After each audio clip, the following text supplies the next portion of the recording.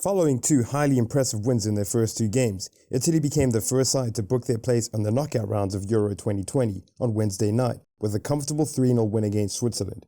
The Azzurri were in complete control throughout and produced a masterful attacking display with goals from Manuel Locatelli and Ciro Immobile. With all teams now having played at least once, Italy along with Belgium have been the standout teams of the tournament so far. And after France's less than convincing win over Germany, many are asking the question, are Roberto Mancini's side now favourites to win the tournament? Beautiful Goal TV takes a look. Oh, what a finish!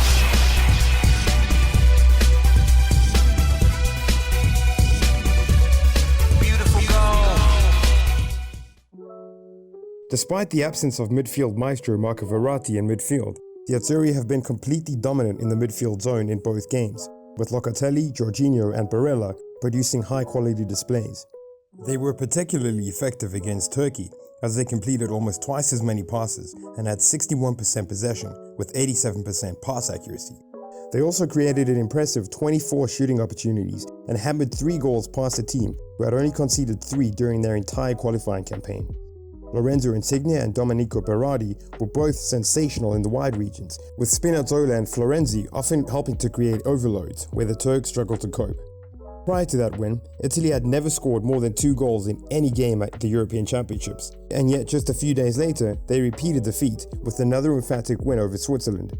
Although they weren't quite as dominant in terms of possession, they played expansive attacking football with a real cutting edge, and the margin of victory could easily have been bigger, with Donnarumma hardly troubled in goal. Mancini was even able to experiment with the shape of his team, making 5 substitutions and switching to a 5-3-2 formation without any negative effects. Indeed, the depth of the squad is one of the key factors that could see the Italians go all the way. As mentioned, they haven't missed a beat in midfield, despite missing one of the best midfielders in the world in Marco Verratti. While the likes of Andrea Belotti, Federico Bernardeschi and Chiesa have had to settle for cameo appearances, and Alessandro Bastoni is yet to even come off the bench. With so much strength and depth and tactical flexibility, the Azzurri will be hard for any team to predict and prepare for.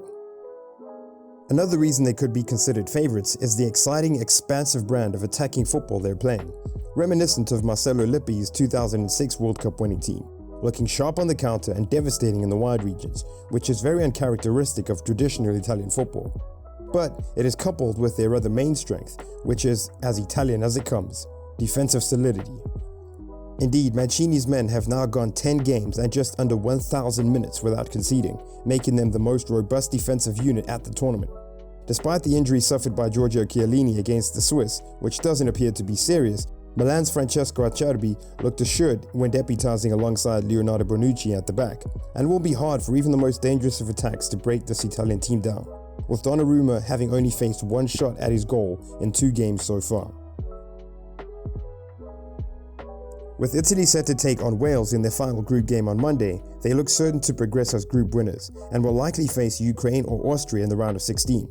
Of course, they'd be favourites to progress against either of those sides, but it's in the quarterfinals things could get tough for the Azzurri. If Belgium top their group as expected, they'll face either Portugal or Germany in the round of 16, meaning Italy will have to beat one of those sides to get to the semi-finals.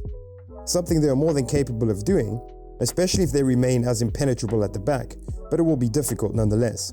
Should they manage to overcome one of those giants in the quarterfinals, they are likely to come up against world champions France in the semis, who by that time may have seen off Croatia in the quarterfinals. While Les Bleus will be a tough opponent, they struggled to break down a German defense which is nowhere near as tight as the Italians, and looked vulnerable out wide at times, something Mancini will be eager to exploit. Given the quality they have displayed so far, it is hard to argue against Italy being one of the favourites for the tournament. They look very well organised, have excellent defensive structure, and press very well as a unit. They also have several goal threats who can cause any team problems. But looking at their potential run to the final, it seems improbable that they will be able to overcome Belgium, Germany or Portugal, then France, and then beat England or the Netherlands in the final, all in succession. All those teams have so many world-class attacking players capable of scoring against even the tightest of defenses. So our verdict is that while they will at least make the quarterfinals, France, England or Portugal remain the 3 tournament favourites. But what do you think? Do you think Italy have been the best team so far? And do they have the quality to go on and win the whole thing? Let us know your thoughts in the comments below. If you enjoyed watching this video, please hit the like button, and if you're new to the channel, hit that subscribe button for more Beautiful Goal TV content in future. As always, thanks for watching, much love, take it easy, and keep enjoying the beautiful game.